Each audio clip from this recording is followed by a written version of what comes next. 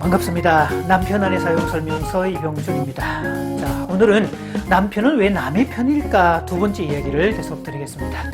혹시 여러분 전쟁 영화 같은 데 보면요, 이런 장면들 볼 때가 있죠.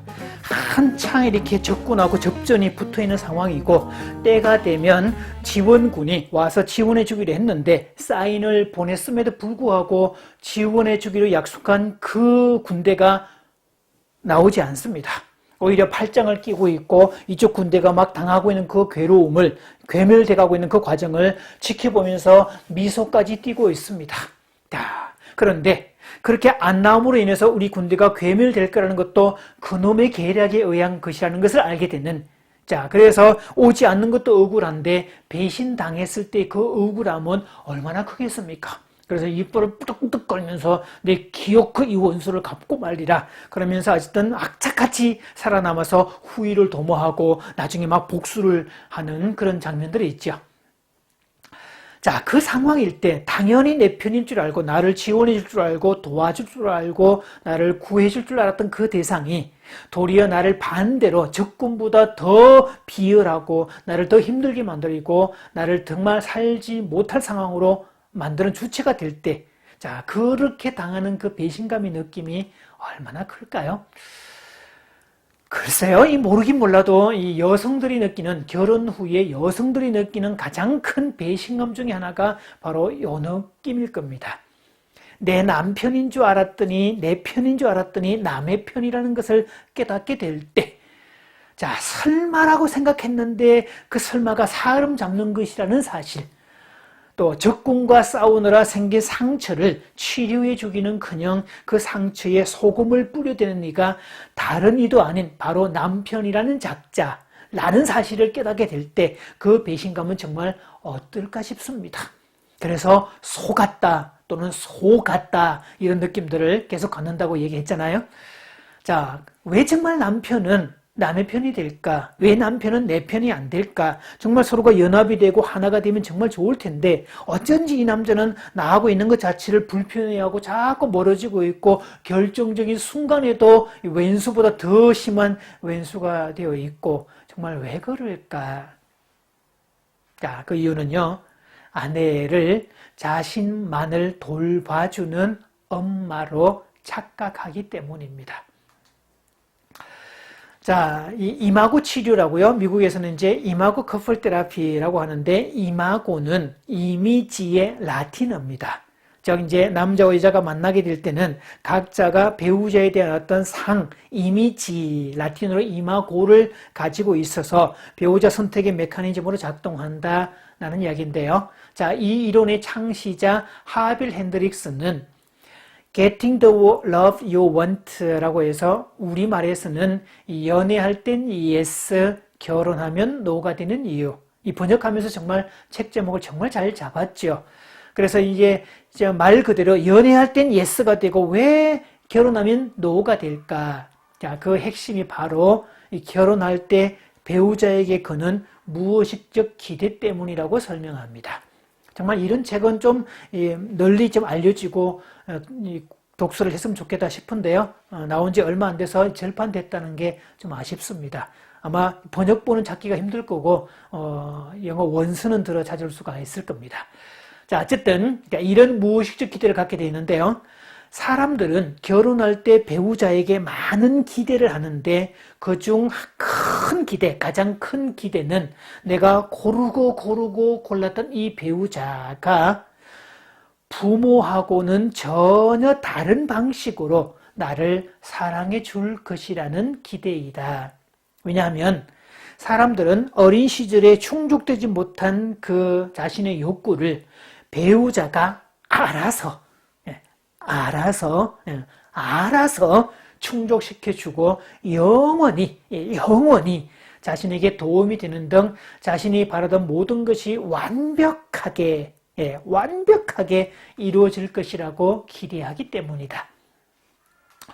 물론 배우자를 이 엄마로 착각하는 것은 남자만이 아니라 여자도 똑같습니다. 그래서 배우자를 새로운 엄마로 착각한 부부들은 결혼 후에 마음속 깊이 묻어두었던 이 유아기적, 영유아기적 소망들을 하나둘씩 드러내기 시작을 하죠.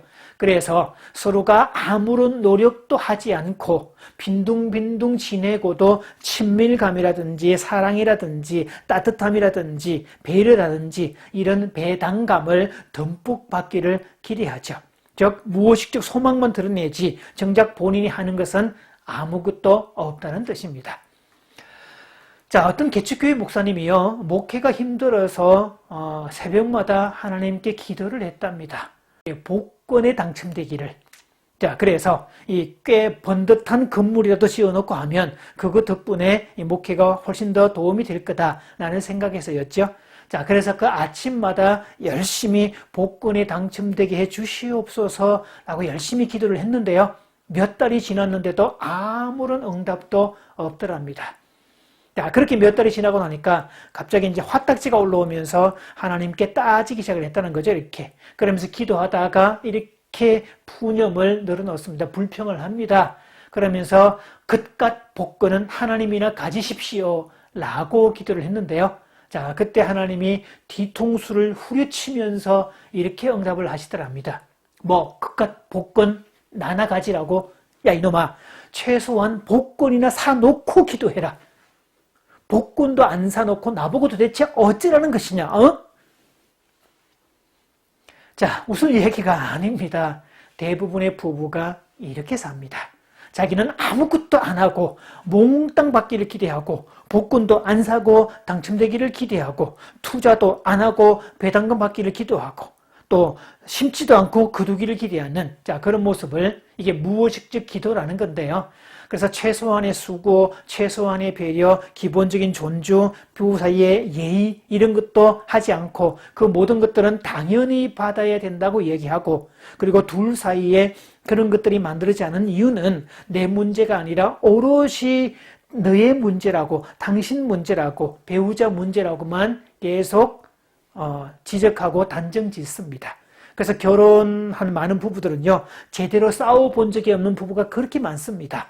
연차는 20년, 30년, 40년이 됐음에도 불구하고 첫 싸움할 때 저 인간은 저래 라는 어떤 딱지 하나를 얻고 나면 평생 동안 그렇다는 사실을 수집하느라고 세월만 보내왔다는 사실이죠. 자, 이런 부부들은 싸워본 적이 없습니다.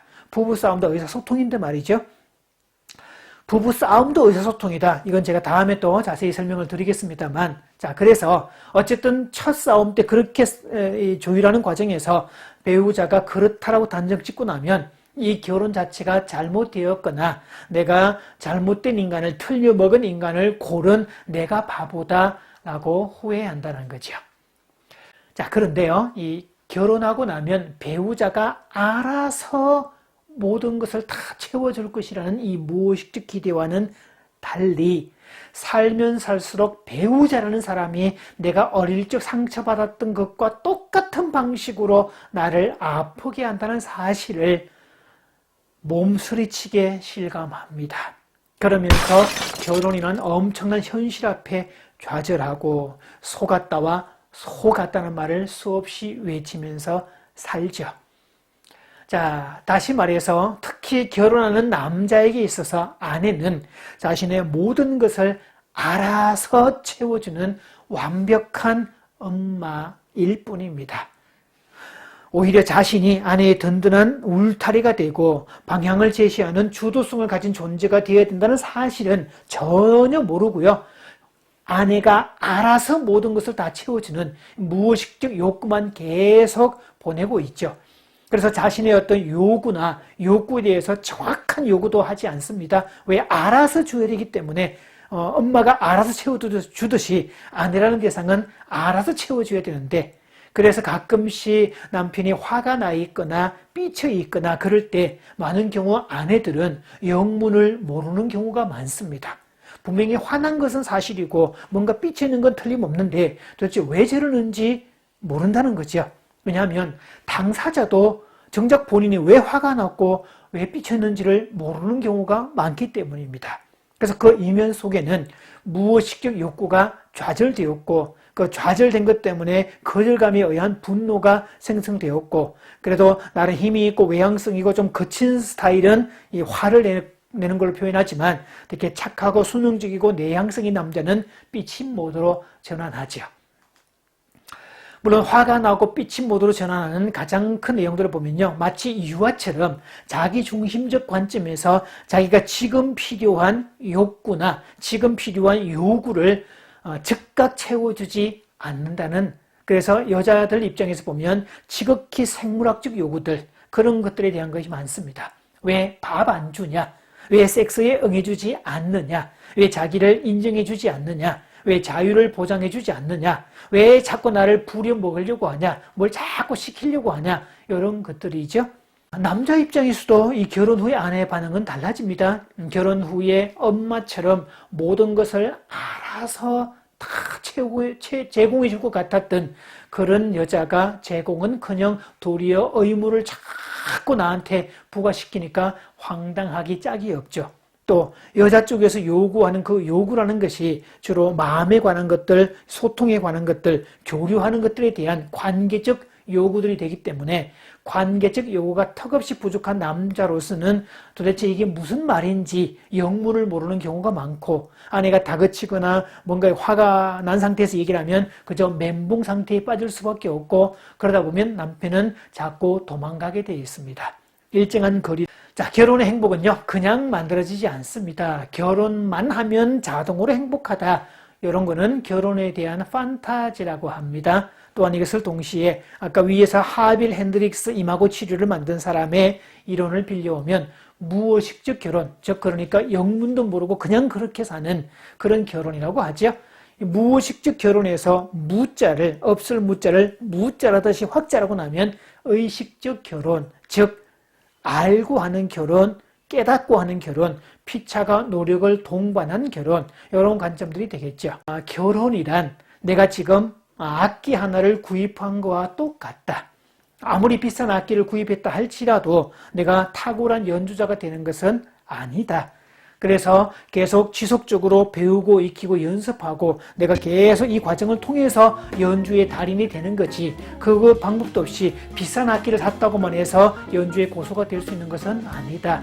뭐 바이올린 중에 스트라디바리우스 같은 몇 억을 호가하는 그런 바이올린이라 할지라도 다루지 못하는 사람에게는 아무 효용이 없는 것과 똑같다 라고 얘기를 하죠. 자, 계속해서 다음 시간에도 왜 남편은 남의 편일까 계속 살펴보겠습니다.